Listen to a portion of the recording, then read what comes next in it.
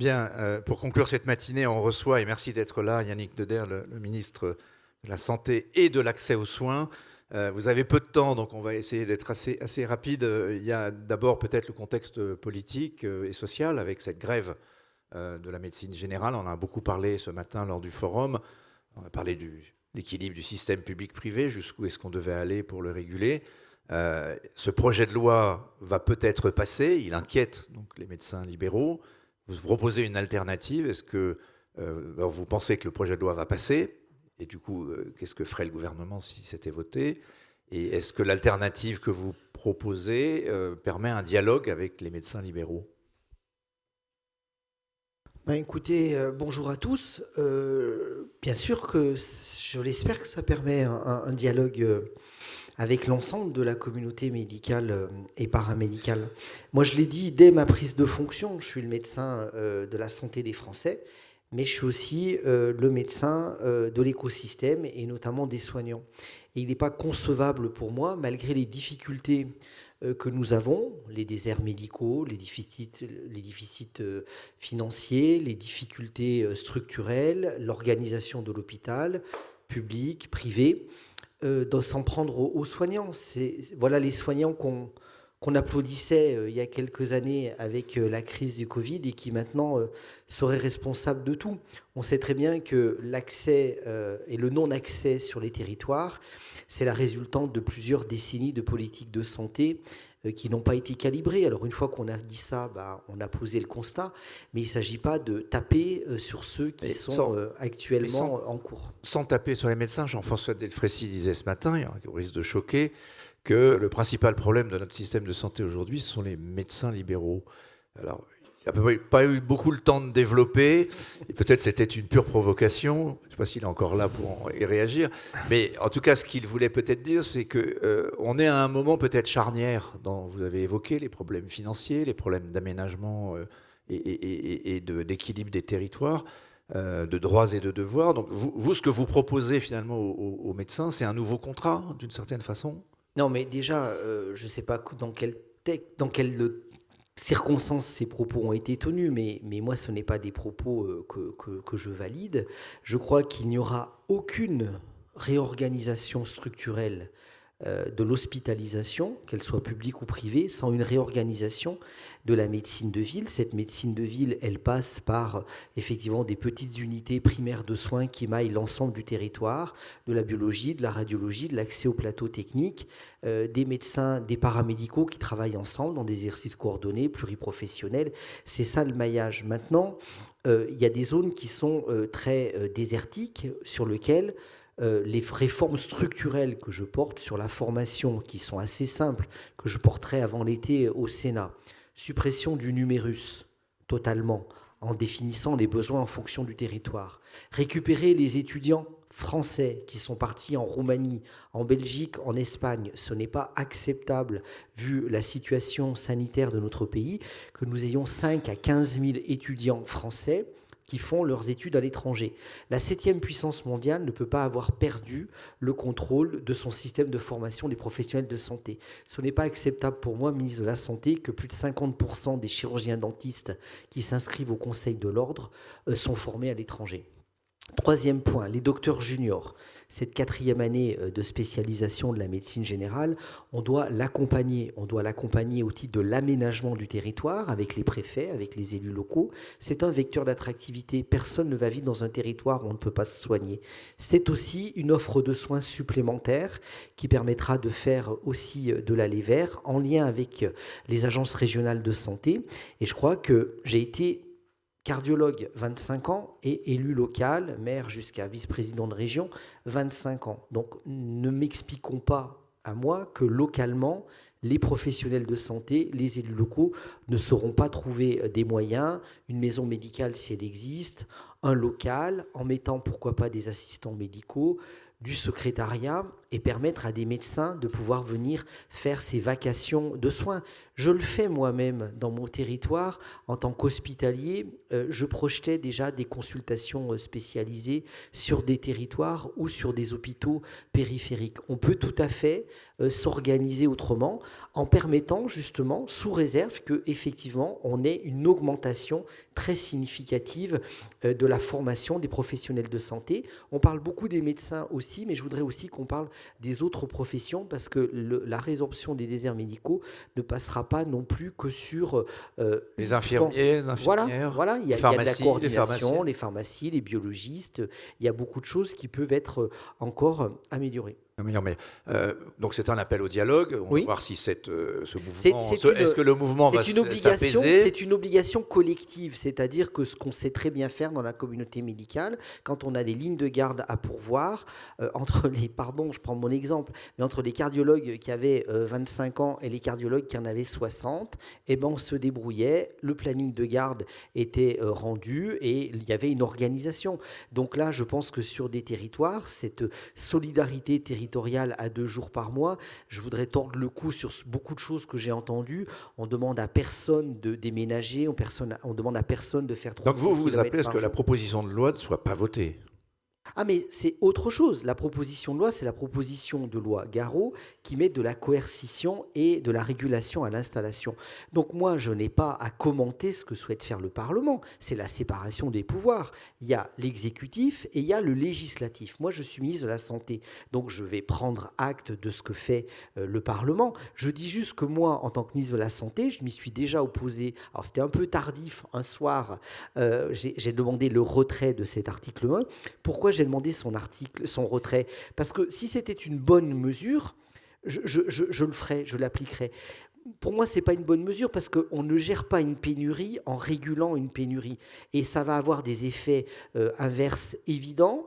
Des médecins qui vont sortir de la filière. Je crois qu'il y a une étude qui est sortie, il y a une enquête qui est exactement ce que les consultations m'avaient donné. Je rappelle quand même que la jeune génération, je la connais, puisque en décembre, j'étais encore chef de pôle et que j'avais beaucoup d'internes, d'assistants et de jeunes collègues qui exerçaient en libéral. Donc je sais très bien ce qu'ils me disaient. Risque de médecine à 2 vitesses, avec des honoraires libres et un secteur 3, risque de changer de profession, risque de partir à l'étranger, risque de se tourner vers le salariat. Donc finalement, une mesure contre-productive. Je pense que le remède est pire que le mal, je l'ai déjà dit et je le confirme. Et c'est pour ça qu'une fois qu'on a dit ça, on ne peut pas non plus juste commenter. Moi, ça fait 120 jours que je suis ministre de la Santé. Et je crois que si on n'avait pas eu non plus le turnover que nous avons eu, je suis le 4e ministre de la Santé en 2024. Je crois et le 8e d'Emmanuel Macron. Et pourquoi pas 8e et voilà. En tout cas, ce que je pense, c'est que sur des sujets aussi compliqués que ça, ce n'est pas en quelques mois à la tête de ministère qu'on peut réformer structurellement. Mais entendre un médecin dire que le remède est pire que le mal, en tout cas, ça s'écoute. C'est surtout quand il est ministre de la Santé. Donc, appel au dialogue. Un point sur les médecins aussi a été évoqué ce matin, l'idée de raccourcir un petit peu, peut-être d'1 an, les études de médecine, parce qu'avec l'intelligence artificielle, avec la formation tout au long de la vie, ça va quand même très très vite. On parlait d'innovation médicale tout à l'heure sur les nouvelles molécules.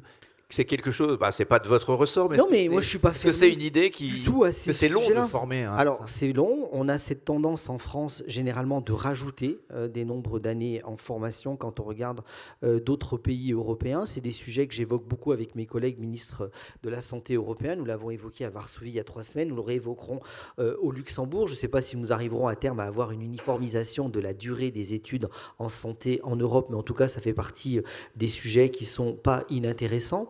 Ensuite, je pense qu'il faudra faire une revoyure sur cette 4e année de médecine. Elle a été décidée, nous allons l'appliquer, nous allons faire en sorte qu'elle reste acceptée, acceptable par tous. Les médecins maîtres de stage doivent trouver un intérêt à accueillir des internes, des docteurs juniors. Donc, on est en train de prendre les décrets, et je l'ai dit, ces décrets, et je réaffirme, et je tiens toujours mes engagements, je les prendrai avant l'été. Il ne faut pas confondre vitesse et précipitation. Je ne peux pas rattraper en 3 mois une perte de temps du fait d'une instabilité institutionnelle sur 2024. Donc je prendrai les décrets avant l'été, qui porte sur effectivement le statut du médecin maître de stage et sur le docteur junior quant à sa rémunération, son lieu d'exercice et la participation financière et à la permanence des soins. Et après, nous pouvons tout à fait envisager une revoyure, il faut être flexible, il faut être souple.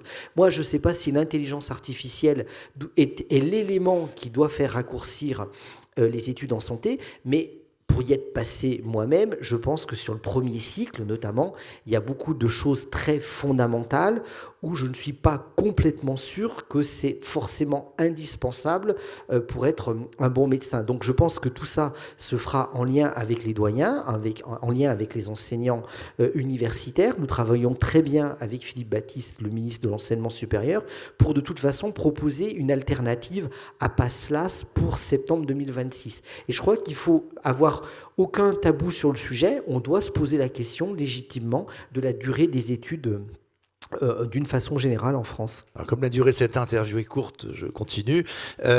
C'est inconfortable d'être ministre de la Santé d'un gouvernement dont on ne connaît pas la durée de vie. Ça, c'est pas de votre faute. Vous préparez un projet de budget 2026 qui est particulièrement quand même tendu. On parlait tout à l'heure de ce déficit de 22 ou 23 milliards d'euros cette année. Il y a un engagement pris par toutes les plus hautes autorités pour faire 40 milliards d'efforts sur les finances publiques, dont la santé. Qu'est-ce que peut faire la santé qui ne bloque pas, comme on l'a déjà vu avec le gouvernement Barnier, le système, c'est-à-dire augmentation du reste à charge, veto du RN, prix du médicament, veto du RN, etc., ou veto en tout cas des extrêmes. Comment on peut trouver un chemin budgétaire? Alors, c'est au Parlement de trouver le chemin. Mais c'est à vous de proposer. Alors, je dis juste que la santé est un sujet majeur d'inquiétude des Français et que je trouve que c'est dommage que ça devienne un outil politique très populiste parce que tout le monde met ses lignes rouges, bon, dont acte, mais en fait, il se passe rien, quoi. En fait, et le problème, c'est que moi, on peut changer de ministre tous les 3 mois, hein, c'est pas ce qui va remplir les caisses de l'État. Après, moi, vous le savez, j'ai été très clair sur ce sujet-là et je garderai mes positions de député, de rapporteur général du budget et de ministre. Moi, je ne souhaite pas qu'on fasse d'économies sur le dos de la santé des Français. Je l'ai clairement dit. Je souhaite qu'effectivement, on puisse améliorer un certain nombre de choses. Je pense qu'on a de l'efficience à gagner. Il y a une répétition d'actes, pas forcément utile. Il y a de la fraude massive, 13,5 milliards. On ne développe pas suffisamment la prévention. Donc voilà des bonnes dépenses et quelque part des sources d'économie de notre système de santé. Donc il y a des sujets à travailler. Par contre, ces sujets qui sont structurels, vous ne posez pas une politique de prévention en France sur la santé mentale, sur le dépistage du cancer, sur les facteurs de risque cardiovasculaire, qui sont les principales sources de durée et de rentrer dans les modes d'affection longue durée qui représentent 3/4 des dépenses de santé. Vous ne pouvez pas poser ces politiques en quelques semaines. Donc, on verra bien l'examen des textes budgétaires, mais moi, je suis serein, je ne vais pas être un ministre qui me plaint. Quand vous décidez et que vous acceptez la proposition d'être ministre, vous connaissez le contexte, vous connaissez la durée de vie, et moi, je vais essayer de porter mes propositions et de faire avancer le système. Justement, est-ce que ce contexte ne vous favorise pas quelque part paradoxalement? Quand on s'est vu pour cette interview dans la Tribune dimanche, je vous ai dit, voilà, si on arrêtait de rembourser le Doliprane pour rembourser mieux les médicaments contre les cancers terribles, par exemple des femmes, on parlait d'endométriose, etc. Est-ce qu'il n'y a pas à un moment donné une forme de prise de position dans la société pour dire, voilà, les rhumes, on peut mourir d'un rhume bien sûr, mais a priori, on peut quand même poser cette question. Et moi, vous savez, vous parlez de populisme, vous avez peut-être vu Hanouna vient de se déclarer candidat à la présidentielle, ou peut-être, potentiellement. Et l'une des mesures qu'il propose, c'est de dire plus de sécu au-delà de 2 500 €.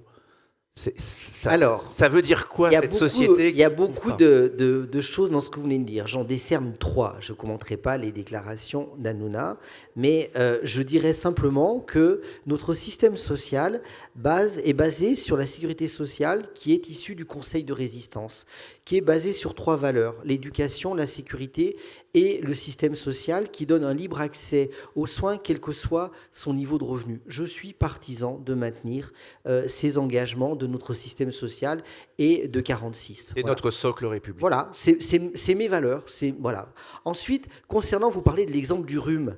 Mais pardon, mais le principal chose, la principale complication du rhume, qui veut dire grippe, hein, pardon, il faut se faire vacciner. On est au pays de Pasteur, on est au pays des Lumières. Et moi, ce qui me pose problème, c'est comment dans ce pays, avec ce populisme qui met des lignes rouges partout et qui met aussi des lignes rouges sur finalement l'evidence-based of medicine, qui réaffirme des principes d'obscurantisme proches des États-Unis. Quand on entend le ministre de la Santé vous expliquer que l'autisme a peut-être un lien avec la vaccination contre la rougeole, je pense que c'est à la France, pays de Pasteur, pays des Lumières, de réaffirmer que non, en France, la vaccination, comme beaucoup d'endroits dans le monde, a fait reculer des maladies, sauve des vies, et que nous devons mener une attitude volontariste. C'est ce que je fais avec mon ministère depuis une quinzaine de jours, avec les communautés scientifiques, pour lutter contre cet obscurantisme, et j'espère bien porter cette voix au niveau européen. Et d'ailleurs, l'occasion de le dire, on parlait des pays du Nord, notamment le Danemark ou Suède, qui ont vaincu le cancer, notamment, cancer du col de l'utérus. Le Danemark vient de. Est-ce que là,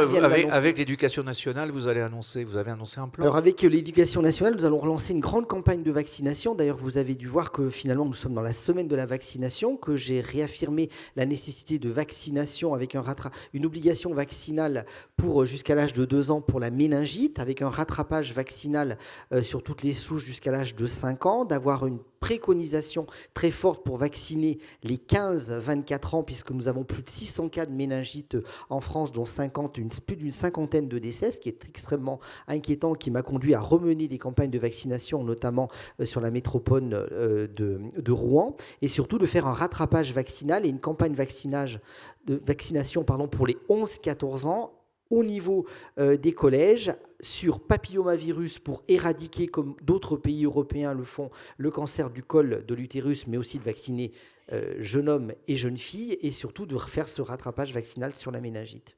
Santé mentale, priorité 2025, grande cause. Peu de moyens. Là, nous dites dans l'interview, on va mettre des moyens. Quels moyens suffisants par rapport à un problème qui devient un vrai problème de santé publique? On va parler cet après-midi de l'addiction aux écrans. C'est un problème multifactoriel, mais qu'est-ce qu'on peut mettre comme moyen pour que ce soit considéré comme crédible? Alors, je ne sais pas ce que vous appelez moyen. Déjà, première chose, je pense que ce n'est pas une année santé mentale qui réglera le problème. On a un sujet, la santé mentale, qui a été un peu oublié dans la définition de l'OMS. L'être l'état de bonne santé, c'est une bonne santé organique et psychique. Je pense qu'on a beaucoup fait sur l'organique, on a peu fait sur le psychique. Déjà, il y a une déstigmatisation importante. Certains journalistes ont révélé leur bipolarité ou autre, donc je pense que c'est des sujets dont il faut lever le couvert, que ce soit dans le monde associatif, que ce soit au sein des établissements scolaires, que ce soit dans les entreprises. On voit beaucoup de RSE d'entreprises se poser ce sujet. Donc déstigmatisons les choses. Après, premier niveau, je pense que nous avons des secouristes, d'une façon générale, sur les gestes qui sauvent. J'ai promu ça pendant de nombreuses années dans ma vie de cardiologue. Eh bien, il y a ces mêmes formations de secourisme en santé mentale pour repérer quand on a un collègue, un confrère, un voisin, un ami, quelqu'un dans sa famille qui va pas bien sur ce sujet-là, de pouvoir en parler. Donc ça, c'est un gros travail d'information. Bien sûr, déstigmatisation, information. Ensuite, orientation. Mon soutien psy, on aime, on n'aime pas, on peut en discuter. En tout cas, voilà 12 séances prises en charge pour pouvoir justement évoquer le sujet. Et ensuite, naturellement, passerelle avec le secteur de la psychiatrie. La santé mentale, ça veut dire effectivement psychologie, ça veut dire bien-être, mais à un moment, ça veut dire aussi psychiatrie. Ça veut dire prise en charge psychiatrique avec des thérapeutiques qui peuvent être comportementales, qui peuvent être des thérapeutiques médicamenteuses, qui peuvent être des hospitalisations. 40% de l'entrée dans la maladie psychiatrique se fait aux urgences. Je souhaite qu'on puisse renforcer l'accueil aux urgences sur la prise en charge psychiatrique avec des secteurs, en gros, un tri entre maladies organiques, maladies psychiques pour favoriser la prise en charge, favoriser le suivi. Pour ça, il faut des professionnels de santé. Donc, il faut former plus, il faut former mieux. C'est le sens de l'engagement. Il faudra plus de psychiatres. La maladie mentale, c'est des secteurs qui attirent peu. 30% de nos étudiants en médecine pensent que c'est une spécialité qui est moins valorisante que les autres. 60% de nos étudiants ont peur de ces spécialités. Donc je crois qu'on a vraiment besoin de vulgariser et de permettre aussi que chaque étudiant en santé, infirmier ou médecin, puisse faire un stage en psychiatrie pour justement mieux connaître. On arrive à la fin de cet entretien. Impossible de vous laisser partir sans parler de la fin de vie. Quand on s'était vu, vous aviez employé une formule, je ne sais pas si vous ne l'avez pas gardée dans le texte, Ah bah dites alors. mais je vous la redonne quand même. Ça nous a surpris, on l'a trouvée bonne avec Marine Idiot, qui doit être pas Ah, loin. C'est si la deuxième loi a été votée, le médecin prendrait le pas sur le politique. Qu'est-ce que vous vouliez dire? Vous vouliez dire qu'il y a une société qui évolue sur ce sujet euh, de l'assistance à la fin de vie, alors, mais que pour les médecins, ça reste un sujet difficile.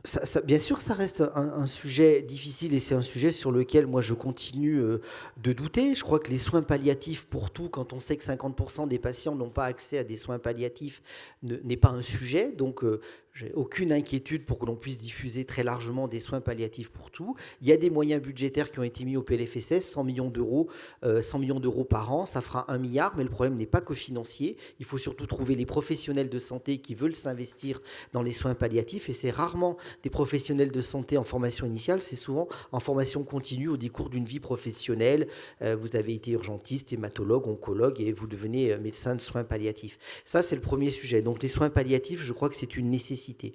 Après, mon questionnement qui persiste à l'heure où je vous parle, c'est que je ne veux pas, quelque part, favoriser un saut sociétal si effectivement on ne s'est pas donné l'obligation de moyens. Le serment d'Hippocrate, c'est l'obligation de moyens. Et quand on voit l'étude du Conseil national d'éthique qui dit que quand un patient est pris en charge par des soins palliatifs, dans 91% des cas, finalement, il renonce à son aide active à mourir, eh bien, il y en a 91% qui ont trouvé une solution. Alors, il y en a 9% qui n'ont pas trouvé de solution. Mais moi, je dis qu'avant, finalement, peut-être de légiférer et de projeter notre société vers un choix différent. Peut-être qu'il faut rappeler les pratiques de la sédation profonde. Peut-être qu'il est important aussi de rappeler les principes de collégialité. Pour moi, cette décision, elle doit être collégiale. Ce n'est pas un seul médecin qui doit prendre cette décision. Ensuite, le fait qu'il n'y ait pas le pronostic vital engagé, pour moi, pose problème.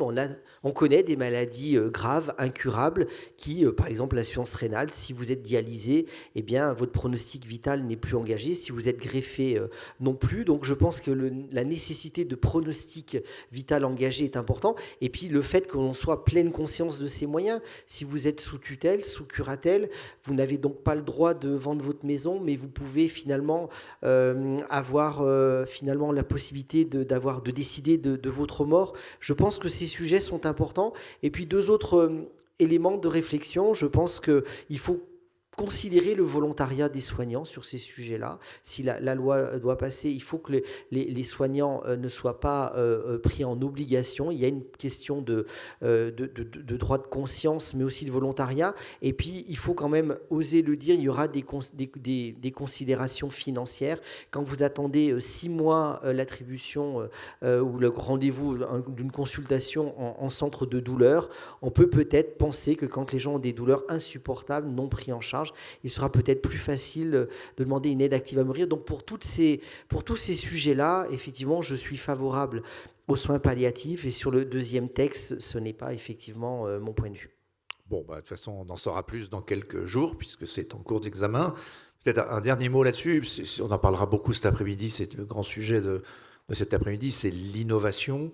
C'est vrai que le débat sur la fin de vie face au débat sur les progrès de la médecine, on nous parle aujourd'hui de mes capacités de guérir peut-être tous les cancers, peut-être toutes les maladies. Certains prophètes de l'intelligence artificielle disent qu'on va guérir quasiment toutes les maladies, peut-être même la mort. Bon, ça, je ne sais pas, mais en tout cas, d'aller assez loin en matière de progrès médicaux.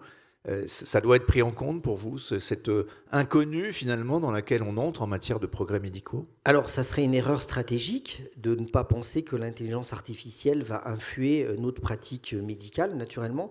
Lors du summit sur l'IA à Paris, il y a quelques semaines déjà, effectivement, j'ai lancé au titre de l'innovation l'utilisation de l'outil de l'IA, notamment dans les maladies rares, notamment dans certains types de cancers, à l'échelon national et à l'échelon européen, puisqu'on sait très bien bien qu'il y a des cohortes, des bras synthétiques qui peuvent, grâce à l'IA, nous faire gagner beaucoup de temps. Et on sait très bien que quand on peut gagner du temps, on peut modéliser des cohortes, notamment des cohortes témoins par rapport à le testing de nouvelles molécules, eh bien, finalement, quand on gagne du temps, on favorise l'accès à terme à l'innovation pour les patients. Donc, je crois que l'IA ne résoudra pas tout et notamment ne remplacera jamais la présence humaine. Ça rendra du temps aux soignants, ça fera gagner du temps à l'industrie pharmaceutique. Et quelque part, quand on gagne du temps, c'est du gain d'argent et c'est de l'accès à l'innovation et aux molécules pour les patients. Mais il faut le garder à son juste titre. C'est un outil, l'IA, ce n'est pas une fin en soi. Monsieur le ministre, merci d'être venu participer aux questions à la tribune.